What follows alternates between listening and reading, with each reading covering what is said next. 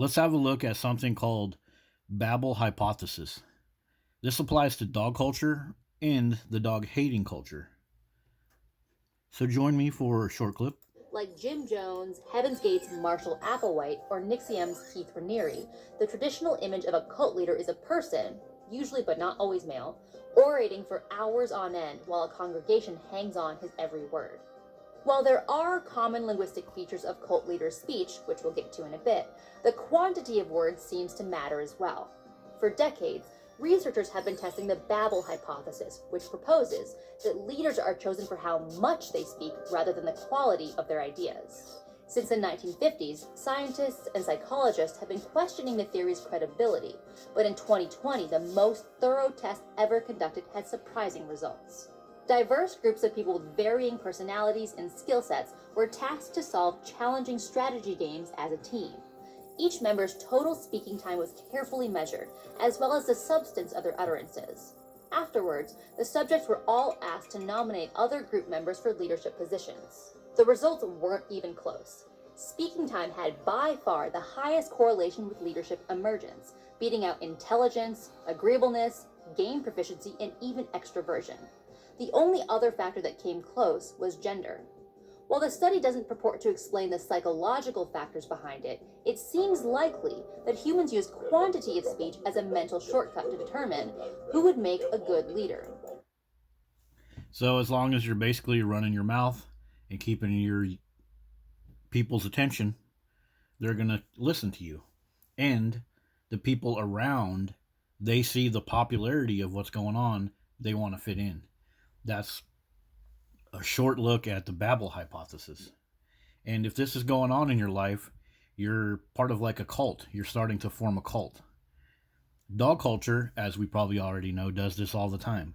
With the fur baby talk, with the guilting people that don't like dogs, with the loaded language. A dog is a fur baby and you're a fur mama. Somebody that doesn't like a dog, that's an animal hater. But the dog hating culture does the same thing. They glue you to a screen for 25 minutes or an hour or half an hour of filler words, of stuff like all, like, totally, we're on the right side of history, you, me, us, them, all of those type of filler words. Like I just keyword searched this one for all, and this is in here a lot. All, sorry, that's mall. All are y'all, are you know, or like you, like us. Go ahead and keyword search some of these transcripts. It's largely filler words.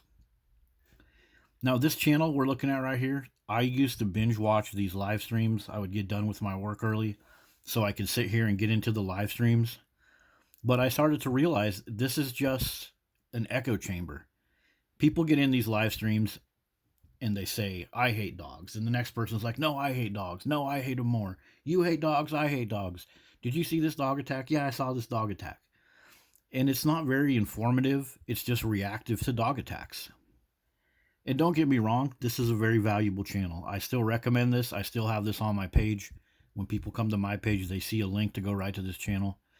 But this is the forming of a cult. It glues you to the screen and doesn't offer much new information. For example, recently, I Hate Dogs said that he just now learned that veterinary suicide was really high. It was one of his first live streams that I watched when I came to YouTube. So all of these videos that he's been doing, he never looked that up. Or the case of groomer's lung and the particle size of pet dander. Like that was never mentioned in his channel until I came along and started telling everybody about it. Now, I'm not saying I'm smarter or better than anybody, but there's a distinct lack of information and knowledge. There's the element in the I Hate Dogs channel of you don't talk about politics, you don't talk about this, you don't talk about that. You need to agree with I Hate Dogs, at a minimum of 90 to 95%, or the other dog hating channels will cast you away. Another example of this Babble Theory, this channel gets a ton of attention when she cries victim. She read a post from me where I used the word balls, and she made a long video about how she was so cringed out. But this video is an hour long. the first at least 20 minutes is her pouring herself over my page. And if you look at the top here, these little pink, many of these are her computer open to my page. You know, she's so cringed out by my page and so bothered by my page that she is purposely exposing herself to it to call herself victim so that all of her little people down here can give her a dopamine hit. Oh my gosh, you are so right. This guy will sell himself to Jesus or betray Jesus. Like, just crazy stuff. The same thing, though, with the transcript. I keyword searched the word really. That's what she says. Really, really? You guys, like, really? Like, okay, really? Really? This is just filler words. 149 results for all these yellows right here, this is all So, the anti-dog community is starting to become like a cult. The more yammering you do, the more babbling you do, whether it's good or not, doesn't matter. This has been scientifically proven to be a brain hack for humans. And it works in so many different ways. People want to fit in because they see the popularity. It's like when you go to internet page and it says you can select the most popular videos, and then that's what everybody selects because they think those are the most popular, but then they become the most popular because of that. It's a very similar mechanism to what happens in the Babble Theory. And the same thing for this channel. It's babble, babble, babble. And it's a lot of using those words that cult leaders use. Like the word you. You. Sorry.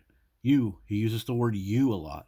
Or if you keyword search this transcript for us or we're on the right side of history, he talks that way. It's the same thing with his titles on his videos. It's very subtle, but it's there. It makes sense. So instead of saying, have a look at this, instead of saying, give me your opinion, he says, this makes sense. So, it makes sense. Well, yeah, we got to look at that. We got to agree with that because it just makes sense. It just makes sense, guys. Duh. So that has been a quick look at the Babble Theory in dog culture and the dog hating culture. What do you guys think? Do you like this type of analysis? Let me know in the comments. See you later.